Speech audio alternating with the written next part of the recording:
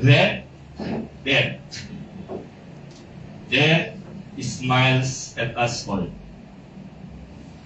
But all a man can do is smile back.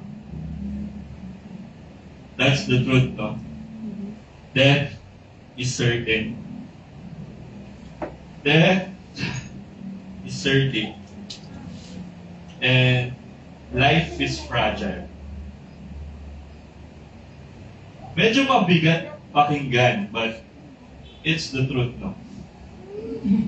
Each and every one of us will face that reality, whether we like it or not. And if that's the case, mga kapatid, sino ba talaga ang may hawak ng buhay natin? Is it really us? Or are we trying to convince ourselves again that we are in control? Kasi, sa totoo lang, mga kapatid, no? Kahit anong sipag, kahit anong plano, kahit anong ingat, may mga bagay na lagpas sa kakayanan natin. Amen. Yes, we work for tomorrow. We even cling tightly to the people that we love. But one moment can change everything. And when that moment comes, no strength, no power, no effort of man can hold life together. Amen. So ang question ngayon, umaga, mga kapatid, when everything slips beyond your control, who do you believe is still holding it all? Good morning po, magandang umaga, maayong buntag, ganda yung bag, nabigat, katulad namin kaabsat. So, ako'y natutuwa na makapagbahagi ngayon at makita kayo sa harapan. And ito yung question natin this morning, di ba? Lagi tayong may question. Gusto ko talaga kayong bigyan ng problema every Sunday eh. Para, ito yung makikita natin this morning. No? And this is from our series, which is The Miracles of Christ. No? Still part of our series. It's, kailan natin? Pangapat na natin to. So, ito pa rin yung, it comes within the 37 miracles recorded that was done by Christ. No? So, ito yung mga natangan natin. Walks on water, heals a woman with issue of blood, raised Jairus, withers the fig tree, and here's a man born blind. So, okay, mag-alala din natin. Tatakal lahat yan, no? We'll just tackle kung ano yung most fruitful. I mean, that's all fruitful, diba? Pero we're just choosing yung mga lessons na babahagi natin. So, just a review, no? Here are the 4 biblical reasons na bakit natin pinagkakalan yung mga miracles. And this is because for ours to acknowledge the divinity of Christ, no? And the confirmation of His teachings. Also, yung compassion and love na nakikita natin. In each miracle, there's compassion and love. And then, yung faith and belief. Technically, all these miracles wouldn't happen if someone in front of Jesus or Christ does not believe. No? So, ang title ng lesson natin yun, ang entrada natin is death. No? Death. So, who holds our life? Diba? Is it you? No? Parang may, ikaw lang makakapag, yung life, ng gulong ng buhay again. So, that's another thing, no? Na who holds our life. So, our title for today is All Life in His Hands. So, may kantang ganito. Hidden with His hands. Iniisip ko kanina eh. Kanina ko pa iniisip. Sabi. Kasi, basta may time. Ayun. All in His hands. So our title, our scripture is from John chapter 11, 1 to 44. So dito bibigyan ko na kayo ng buod. No? So kung nakikita nyo, it's the resurrection of Lazarus.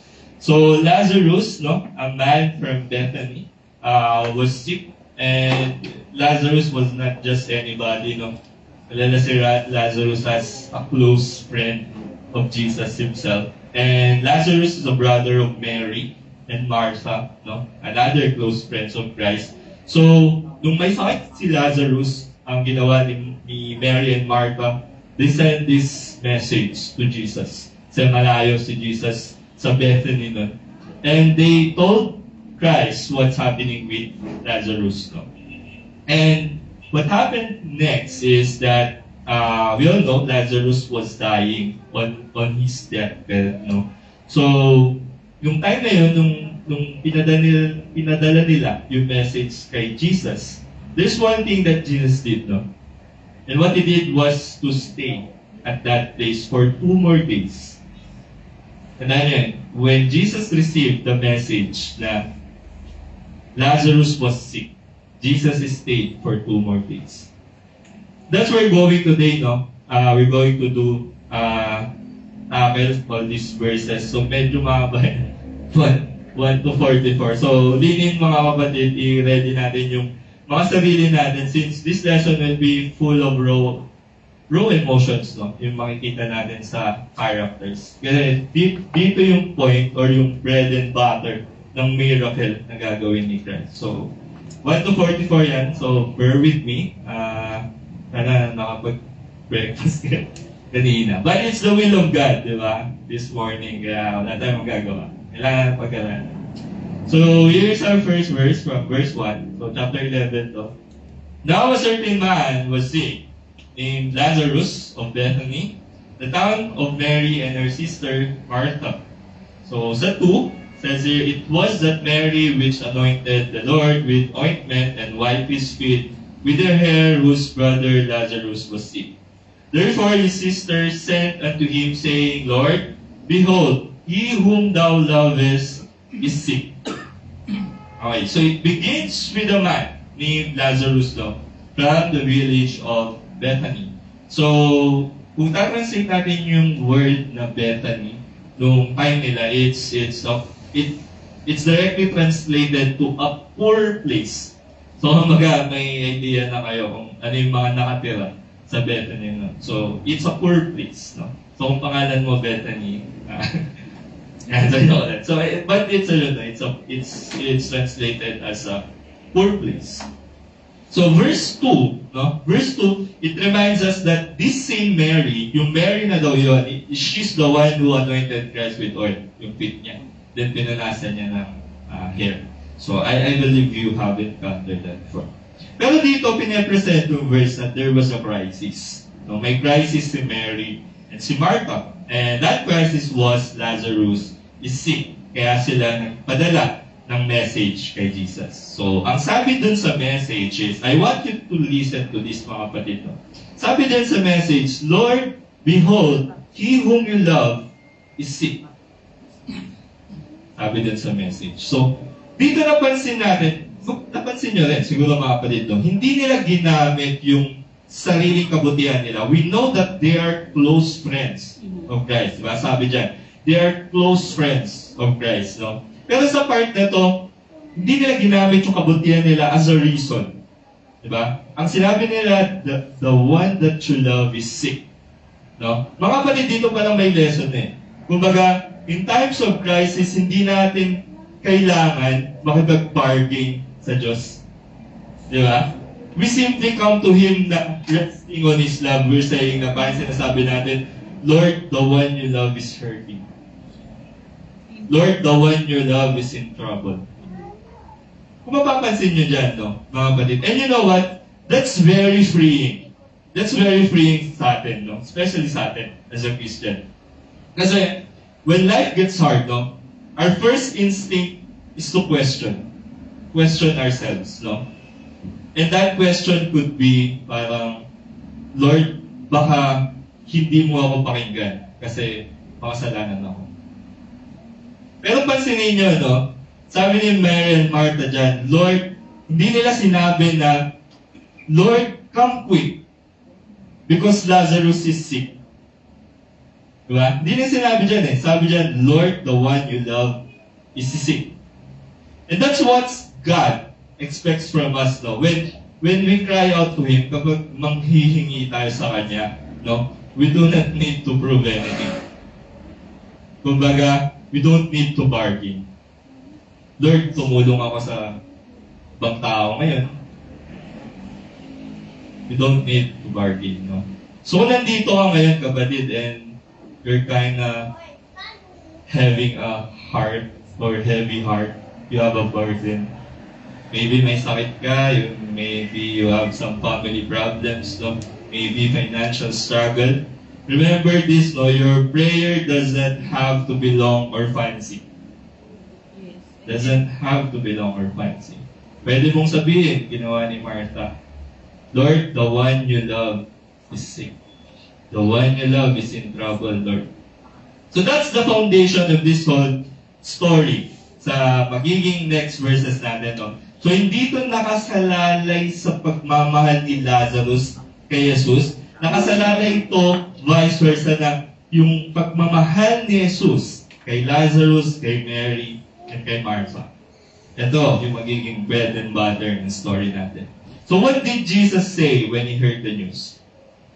When Jesus heard that, He said, this sickness is not unto death, but for the glory of God, that the Son of God might be glorified thereby. Now Jesus loved Martha and her sister and Lazarus. When He heard therefore that he was sick, He abode 2 days still in the same place where He was. So parang ang medyo mahirap intindihin, honestly, na you get the news from your closest friend saying na he's sick. And then, makikita natin si Jesus, no? He stayed for 2 days. 2 days mo. He did not come rushing. He did not panic. Why? Bakit kaya? No? So, bibigyan kami ng background, mga kapatid, no? Historically studies, no, suggest that Jesus was like in the region of Galilee. Di ba? Naalala niyo yung lesson natin before nung meron tayong geographic ng Galilee. Di ba? So, historical studies suggest na si Jesus is roughly 20 to 30 kilometers sa location ng Bethany. Okay? So, yun yung sa eastern slope sa Mount of Olives, no? I believe narinig niyo na yun. So, Jesus could be in Judea nung marinig niya yung about kay Lazarus. But that's not sure, no? Walang nakalagay dyan sa scriptures. But I'm just giving you a setting na malayo siya. Medyo malayo siya. So, aning 20 to 30 kilometers. So, parang wala bang Tagaytay? Cavite. Cavite siguro 30 kilometers. Sige, yung kilometer 42 na lang, bawasan nyo dun sa NLEX. Parang ganun malayo. Pero malayo yun sa time nila, wala pang sasakyan. So, camel lang, di ba? So, may malayo. So, first point natin this morning, mga kapatid, meron tayong 4 points na makikita. We will tackle that one by one. And our first point is, Jesus is never frantic and anxious about everything. We'll try to figure this one out, no? When He received the news na your friend is sick, your close friend is sick, and yet He stayed for 2 more days. Bakit kaya? No? So think about that for 1 second, mga kapatid, no? How many of us kapag may problema, agad tayong nagpapanik? Agad tayong nagpupuyat, agad tayong nag-overthink.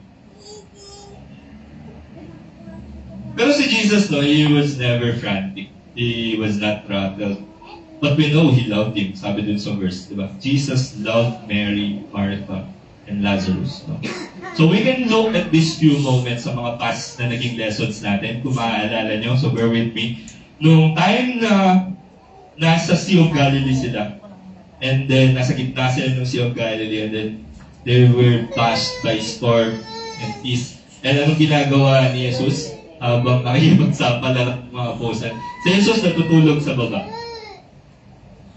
Okay? And then, when he wakes up, di ba, he simply says, "Peace, be still." And everything went calm.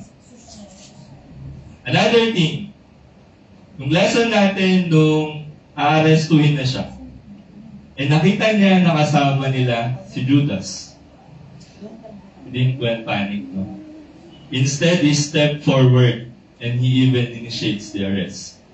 Last thing, nung the disciples were terrified during the middle of the night, nung naglalakad na siya sa water, and then sabi ng mga disciples, there's a ghost. And what did Jesus say? Sabi niya, take courage, no? It is time. So mga kapatid, time and time again, the scripture shows us that Jesus is steady. No? He is not controlled by circumstances. No? Kasi we know that He is in control. Diba? And here's the lesson, no? Delays are not denials. Yung lesson natin kanina. No? Delays are not denials. No? God's timing is often different from ours. You might not comprehend that term now. No? Pero lagi siyang perfect. Lagi siyang perfect. Case in point, previous lesson natin, nung last time, the woman with the issue of blood, for 12 years. For 12 years. And then, Jairus' daughter. Diba? What looked like neglect was actually love coming from Christ. No? We'll try to figure this one out. And because Jesus was about to do something far greater than just healing, diba? He was about to conquer death itself. So mga kapatid, maybe ikaw ngayon na naghihintay ka kay Lord na you've been praying for healing or for provision, no? Or for breakthrough. Pero parang wala pang sagot. Always remember, no, the same Jesus who waited for 2 days, for 2 more days, is the same Jesus who raised Lazarus. So if He seemed delayed, no, mga kapatid, it's not because He does not love you, but because He's preparing greater for His glory. So let's see what Jesus did next, no? 7, then after that said He to His disciples, let us go into Judea again. His disciples say unto Him, Master, the Jews of late sought to stone Thee, and goest Thou thither again? Jesus answered, Are there not 12 hours in the day? If any man walk in the day, he stumbled not, because he sees the light of this world. But if a man walk in the night, he stumbled because there is no light within. So mga kapatid, ang idea ng mga apostle dito, they were actually scared, no? And for a good reason. So just a chapter earlier, people literally pick up stones and try to kill Jesus, no? Ito yung previous lesson natin, di ba? 11 to. Naalala niyo yung 9, yung when Jesus heals the blind man, and then may altercation siya with the Jews. And then kinag-question nila yung blind man, bakit sino nag-heal sa'yo, ganyan. And then another altercation, and they were trying to stone Christ, no? Dahil sa mga claims niya. So yan yung background. So magkasunod lang yung lesson natin. Kaya nung sinabi na ni Jesus na let's go back there, sabi niya, no? And immediate reaction ng mga apostle is, Lord, seriously, di ba? Parang danger yung nakaabang sa atin sa place na yun. Yun yung pino-point out ng mga apostles. Pero pansin niyo yung sagot ni Jesus. Yung sagot niya, hindi siya naging defensive, no? Hindi rin siya nag-alala. Hindi rin siya nag-panic. Then again, we can see how steady he is, no? Instead, he says, Are there not 12 hours in a day? Sabi niya dyan.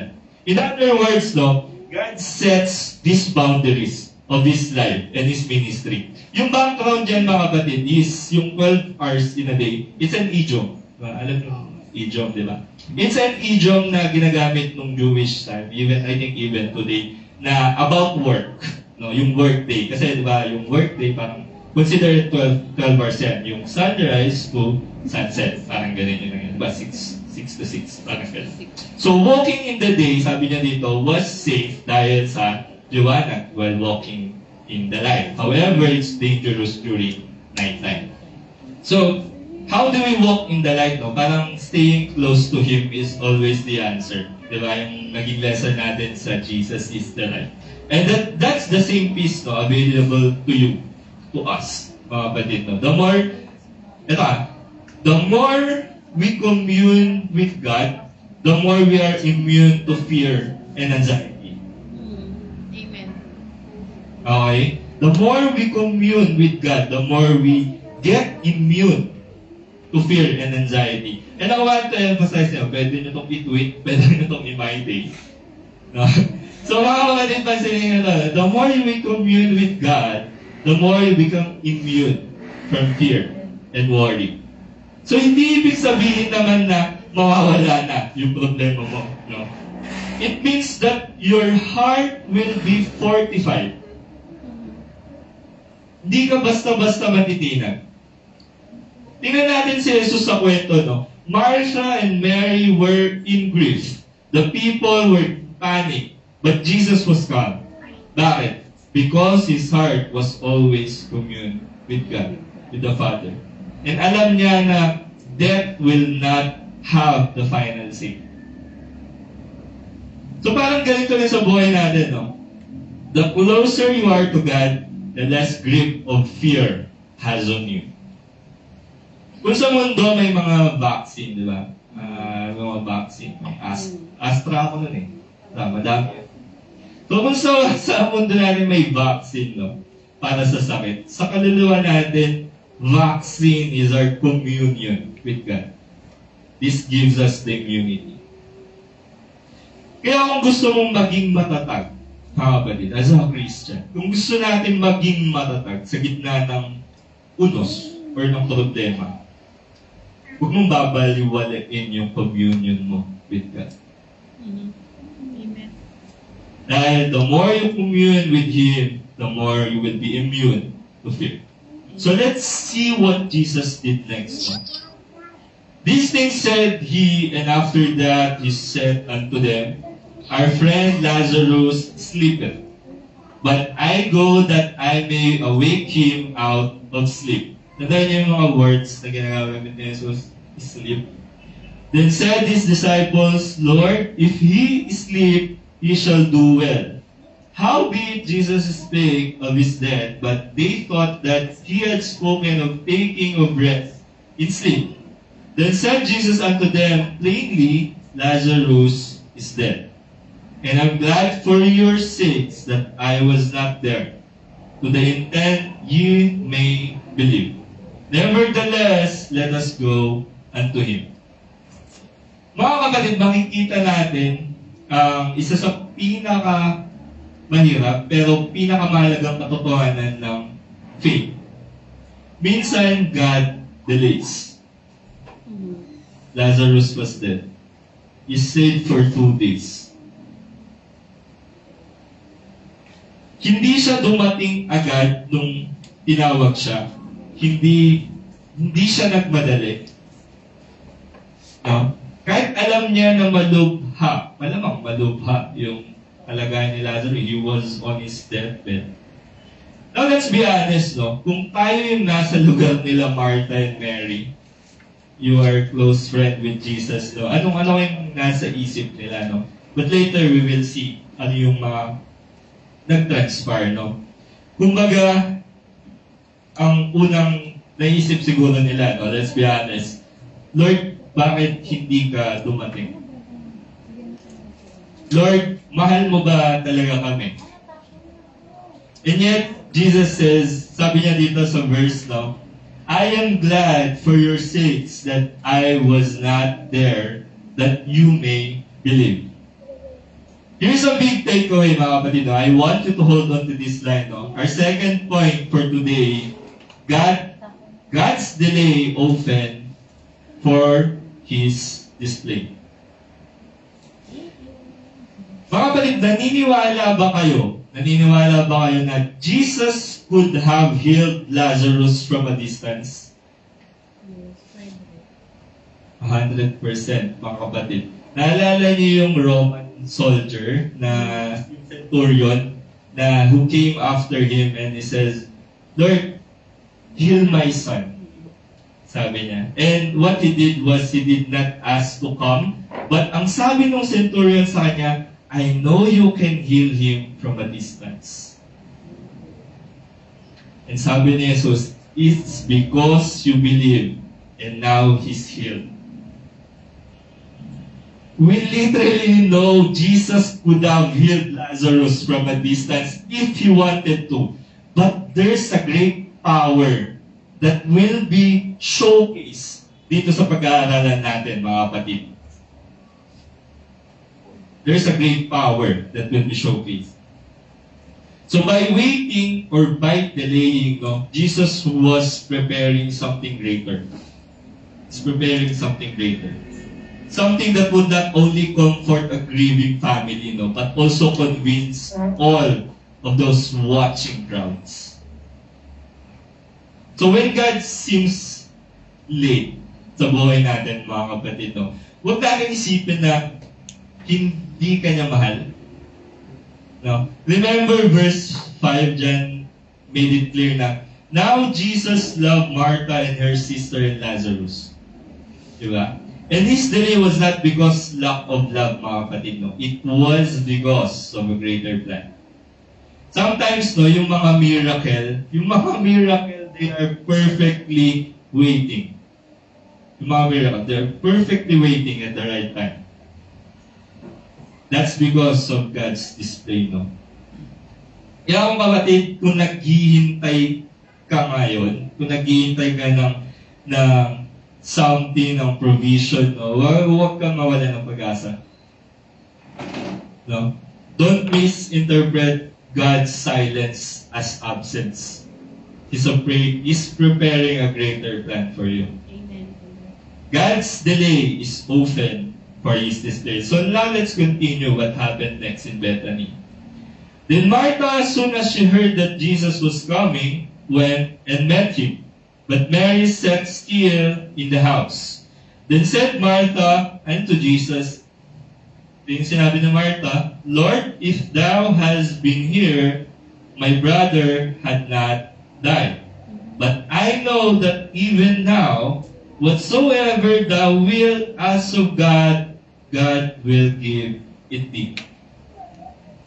Mga kapatid, ito yung such a raw emotional moment, Martha runs to Jesus with tears in her eyes, with a heavy heart, grieving.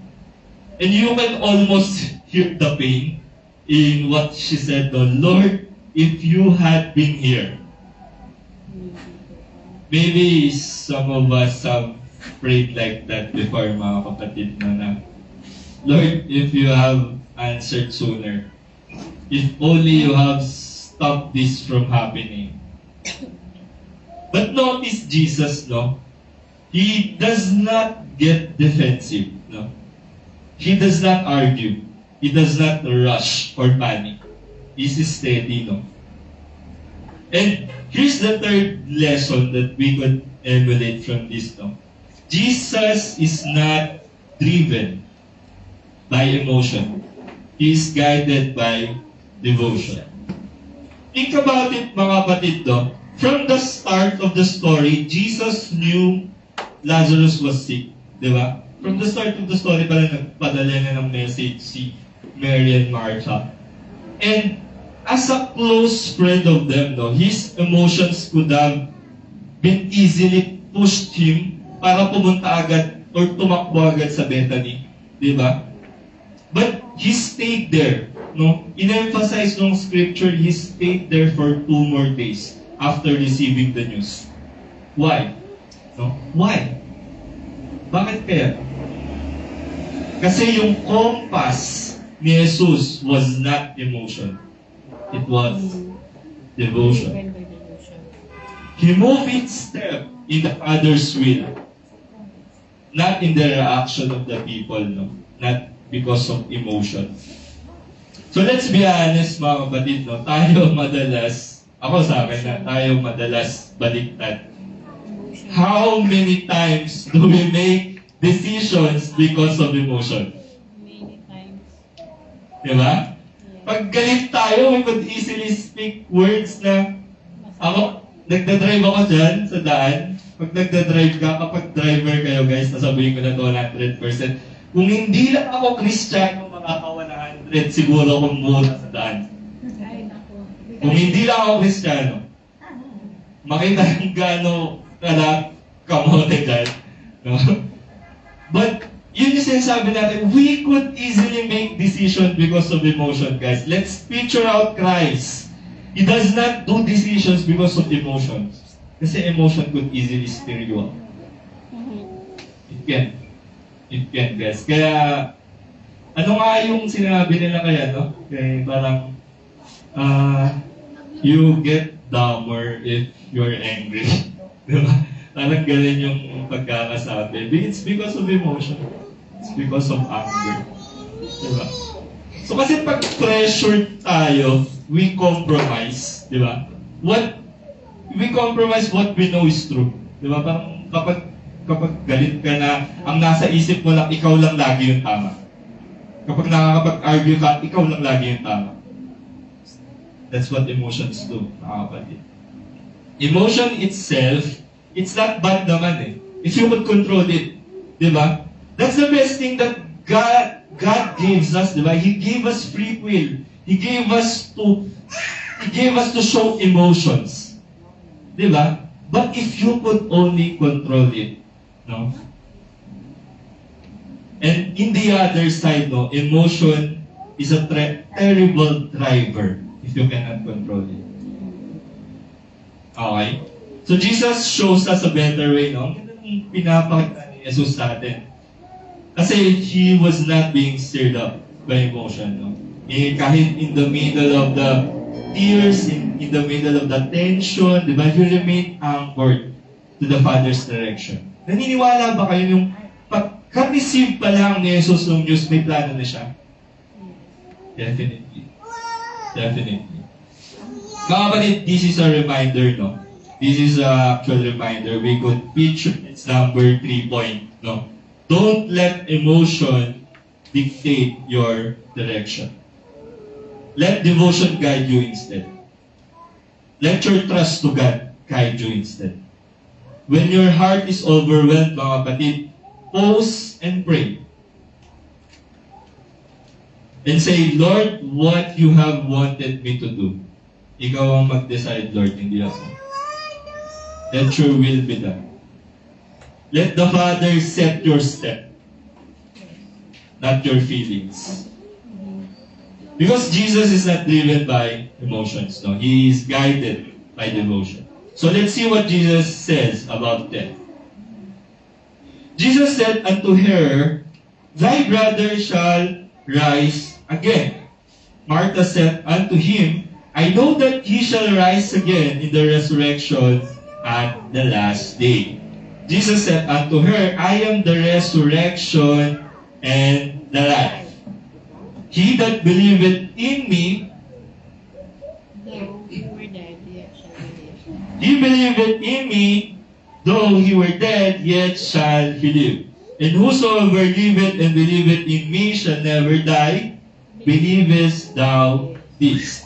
She said unto him, Yes, Lord, I believe that thou art the Christ, the Son of God, which should come into the world. Probably this is a very, very, very powerful exchange, no? Notice Martha believe in the future resurrection. Kasi totoo naman, there will be future resurrection after, when the days come, all shall arise, and then will be judged, di ba? So that's the future resurrection na nasa isip ni Martha, no? But Jesus shifted her focus, no?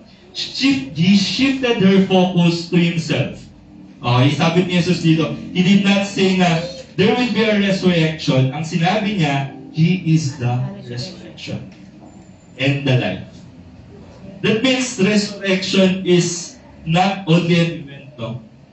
It's someone. And that someone is Christ. So mga kapatid, dito makikita natin, life is not just about breathing and existing. It flows from Christ Himself. He is life. And here's another truth, mga kapatid, no? The moment you put trust in Jesus, di ba, that loses its power over you. Why? He is life. Yes, our physical bodies may die, no? But our spirit lives with the Lord. And one day, God will glorify us, di ba? That's the hope that we see, no? That we must feel, no? Christ and trust Him. Di ba? Nandun na naman yung trust, eh. Trust. Trust how? No? Paano trust? Now think about this, no? Anong ginagawa natin sa pera natin, di ba? Nilalagay natin sa bangko. Di ba? Kasi yun yung tingin natin safest place na paglagyan. Di ba? It's the same thing. When you put your faith and trust to God, you are secured. Amen. You are secured, mga kapatid. So when Jesus said, I'm the resurrection and the life, He is assuring Martha. He is also assuring us today, mga kapatid, that He secures us. Okay? So He has the final authority. Sabi niya dito, I am the resurrection and the life. And over death and over eternity. No? Kaya kapatid, if you hold on to Christ, no, wala kang dapat ikatakot. Diba? Wala kang dapat ipangamba. So let's see how Mary's worries naman, no, are treated. Then when Mary was come where Jesus was and saw Him, she fell down at His feet, saying unto Him, Lord, if Thou hadst been here, my brother had not died. When Jesus therefore saw her weeping, and the Jews also weeping, which came with her. Focus kayo dito, guys. Sabi dito, si Jesus to, He groaned in the spirit and was troubled, and said, Where have you laid Him? They said unto Him, Lord, come and see. Jesus wept. Let's try to understand this, mga kapatid. No? Ang fruitful ng verses na to. Says here, therefore when Jesus saw her weeping and the Jews who came with her also weeping, He groaned in the spirit and was troubled. Now let's pause here, mga kapatid. This phrase here, sabi dito, He groaned in the spirit. No? It's very interesting kasi kung binasa natin sa Greek yan, sa Greek ay enebrimesato, pag written in Greek. And that root word is ebrimaomai. Ebrimaomai. Di kasi ako magaling sa Greek, guys. Pero that's yung translation niya sa Greek. And if you search it, no, that means it's a literal picture of this word, no. It's not a quiet sigh, no, yung groan in the spirit, but it sounds like snorting with anger, like a horse. Yun yung groan by the Spirit. Think of this way, mga kapatid. Nakakita na ba kayo ng batang umiiyak? Yung kasi nagulgol, yung talagang naglulog pa sa isa-say na may iyak, na may spoon, nakasama. That's groan in the Spirit. Yun yung picture niya. Now, Jesus is showing His emotion. And in 35, Jesus wept. Here's the difference, no? Jesus was not losing control like a child. Tinatawag natin steady siya. He was groaning, was full of meaning. Why? It was His righteous indignation, no? Naniniwala ba kayo that Jesus could feel everything? Right at that time, He could feel all the emotions around Him.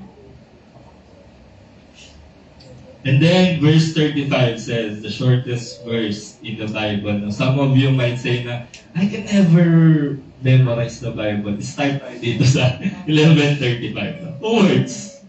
Jesus wept. Now let me ask you, no, why did He weep? Bakit siya umiyak? No? Some people speculate, no, that maybe He was sad to bring Lazarus back from the dead. Kasi, di ba, he was dead already.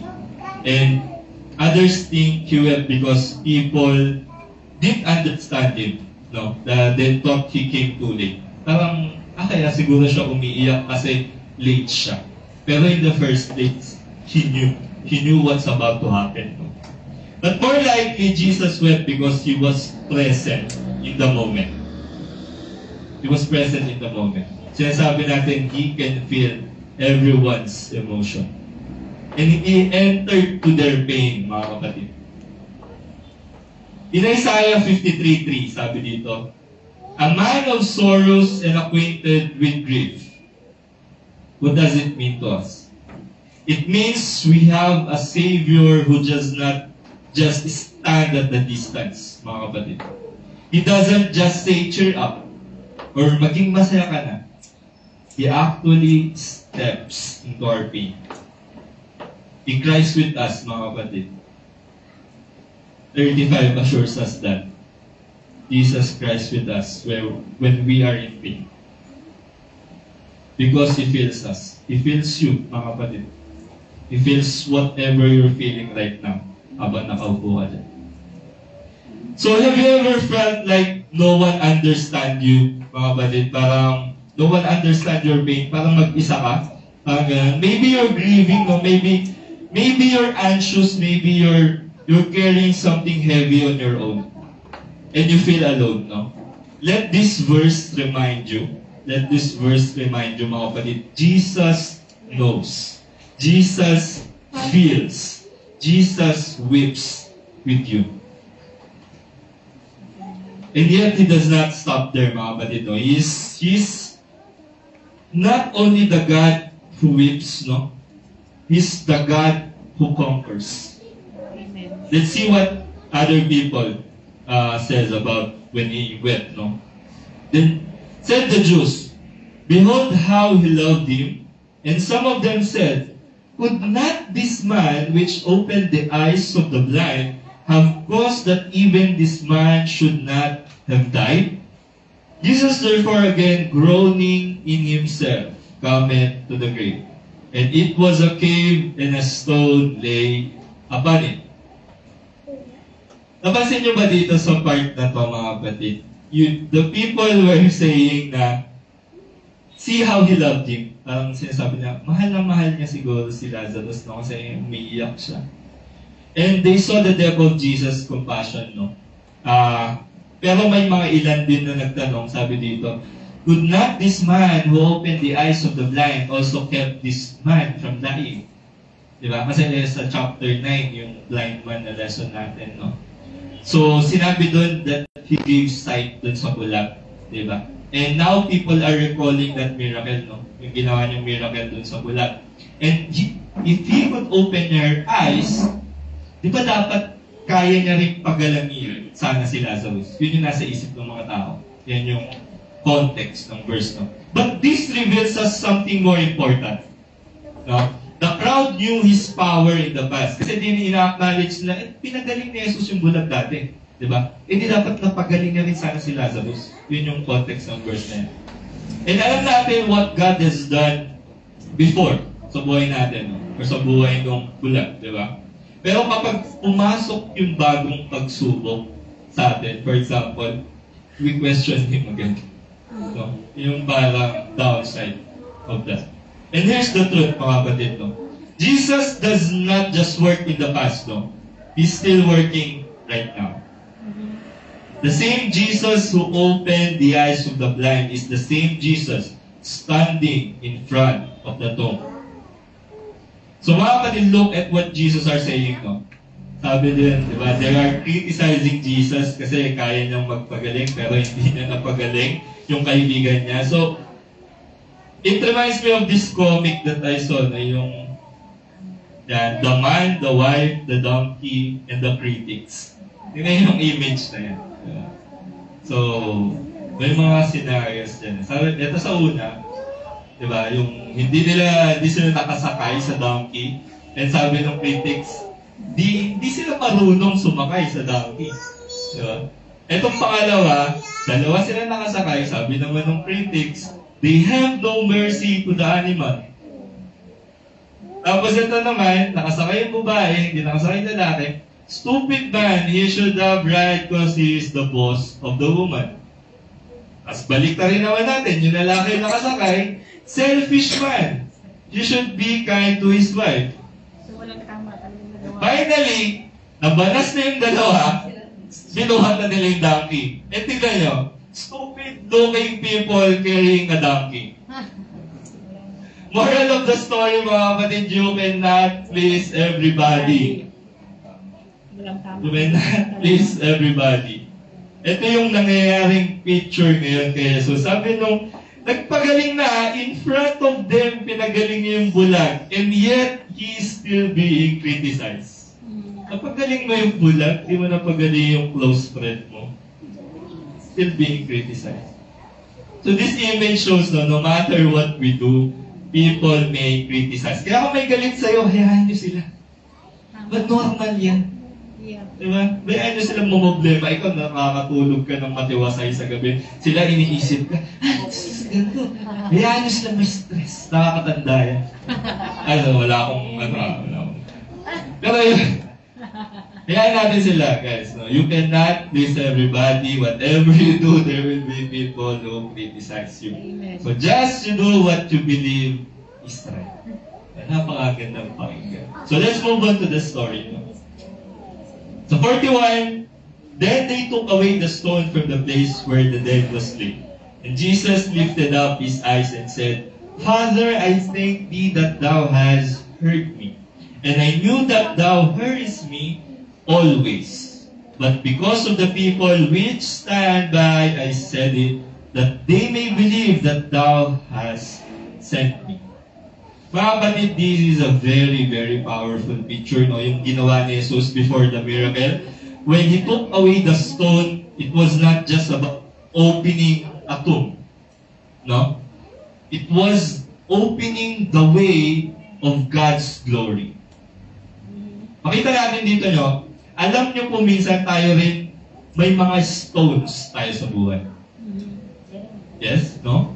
May mga stones tayo sa buhay, like yung mga humaharap sa atin. There could be doubts, there could be fears or unbelief, no? And unless those stones are removed, mga kapatid, God's miracle cannot be fully seen. Notice here, no, mga kapatid, what Jesus did next. Ginawa niya, he lifted his eyes and prayed, Father, I thank you that you have heard me. Mga kapatid, ang ganda dun. Kasi, Jesus thanked the Father before even the miracle started. Can you see that, no? Ano mo pipicture out natin dun, no? Nakita natin dito yung devotion niya. Let's go back to that thing. Yung devotion niya sa Father, yung tiwala niya. Diba? Sa atin din, kung minsan may prayer tayo na puno ng worry and begging. Diba? Yung natin kanina, diba? If you ask, you should not sway. Ay, hindi pala natin yung nakabutan kasi ano yun eh. Parang 17, verse 17. Pero sa atin, no? Minsan ang prayer natin is full of worry and begging. Pero look at what Jesus did, no? It's full of faith and thanksgiving. He even added, no? I know that you always hear me. But those people who were standing by, no, sabi nila, that they may believe that you sent me. So ang goal ni Jesus is actually showing the people that even the miracle has not started yet, no? Pinapakita niya ng thanksgiving. So mga kapatid, the prayer of Jesus was not just for himself, no? Kita natin dito, it was all for the people listening, no? So that their faith would rise. So that they may believe that thou hast sent me. Ganun din tayo sana mga kapatid, no? Minsan, yung testimony ng answered prayer, di ba? Kung may answered prayer ka and you're full of joy, di ba? It's not only for us, kundi sana para din sa ibang tao. Kaya, di ba, sobrang sweet pagka may narinig ka, pagpa-pray kita, brother, sister, pagpa-pray ko kayo. Let's always do that, no? Let's pray for each of us, no? So, this is how we see that God is alive. God is alive. Let's see what's happened next. So, 43 and 44. And when he thus had spoken, he cried with a loud voice, and says, Lazarus, come forth, and he that was dead come forth. Bound hand and foot with grave clothes, and his face was bound about with a napkin. Jesus said unto them, Loose him and let him go. Kalagan niyo siya. Mga kapatid, take note of this, no? Jesus did not just shout na, comfort, basta-basta. Di ba? Bakit kaya? Hindi siya basta-bastang sumigaw na, comfort. What he did was, he called Lazarus by name. Kaya sabi, comfort Lazarus. Bakit kaya? Bakit kaya by name? Guys, nasa libingan siya. Hindi kung comfort na buhay lahat yung mga patay doon. Kung hindi niya pinangalanan si Lazarus. Well, that's not just added humor. Pero ito yung dahilan kung bakit siya nagsabi, comfort Lazarus. No? Because God's power, mga kapatid, it's personal. Yung dalawa kayo, it's personal. Personal how? He knows each one of us intimately. Amen. Intimately. Alam niyo yung verse that He knows kung ilan yung bilang ng buhok mo? But, wala akong pero He knows, pero alam niyo Brad, kung ilan, di ba? God knows you intimately to the point He knows kung ilan yung bilang ng buhok mo. That's how God, no, treated us. Personal. Personal yung miracle na. And He's not just moving in general, no. He's speaking directly to you today. Habang nakaupo ka dyan, kapatid. Speaking directly to you today. Habang nakikinig tayo sa mga salita ng Diyos. Now imagine this scene, no? Si Lazarus wrapped up with grave clothes coming out of the tomb, and Martha, di ba, nag-warn siya na baka nabubulok na siya, may amoy na, ganyan. And God, what He did was, He turned hopeless or rotten into a miracle of life and restoration. Yun yung ginawa niya. We all know, di ba, pag rotten, tinatapon na lang natin. Di ba? And Jesus proves Himself again. Not even death has the final say. Think of this like a gardener, no? Diba?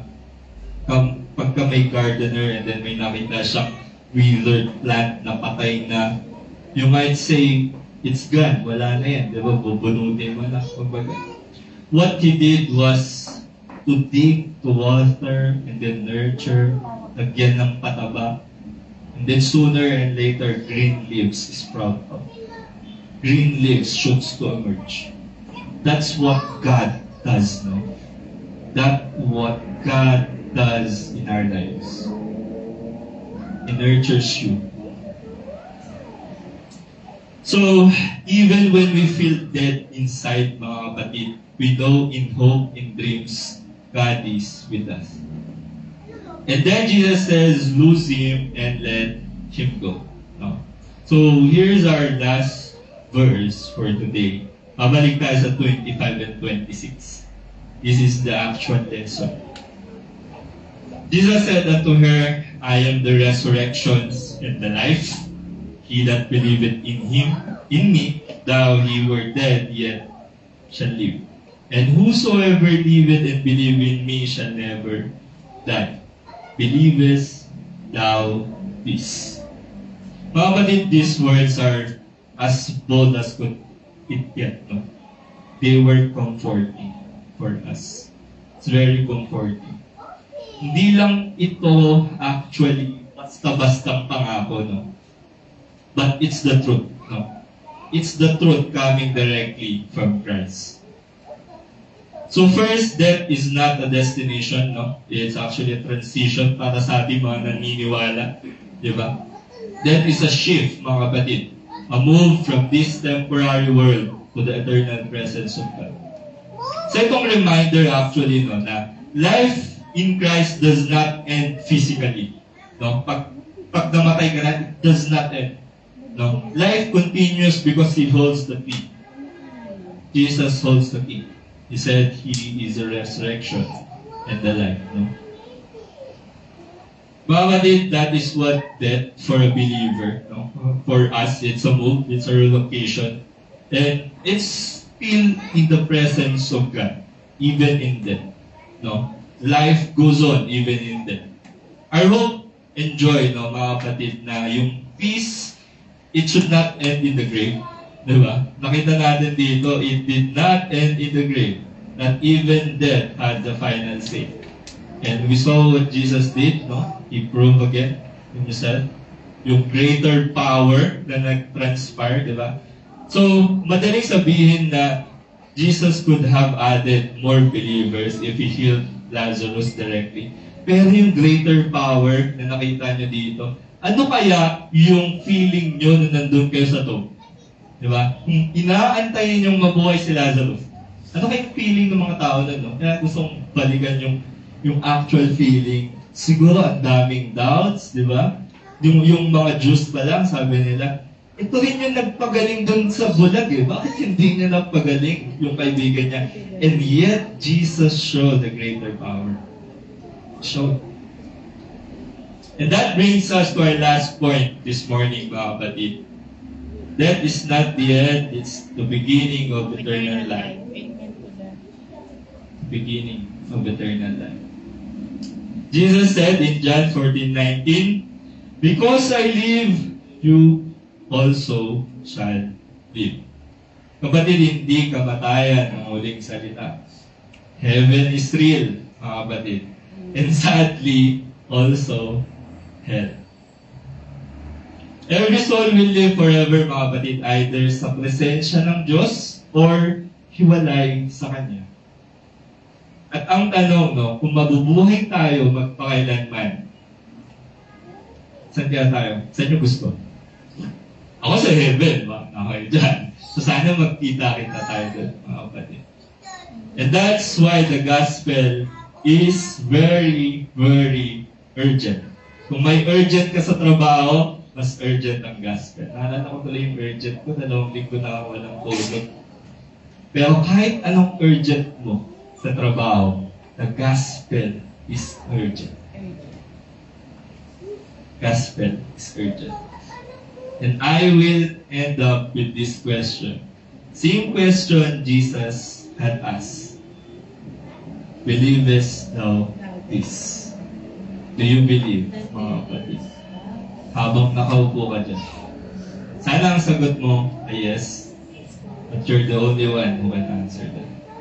Good morning po, magandang umaga mga kapatid. Salamat sa presensya ng bawat isa.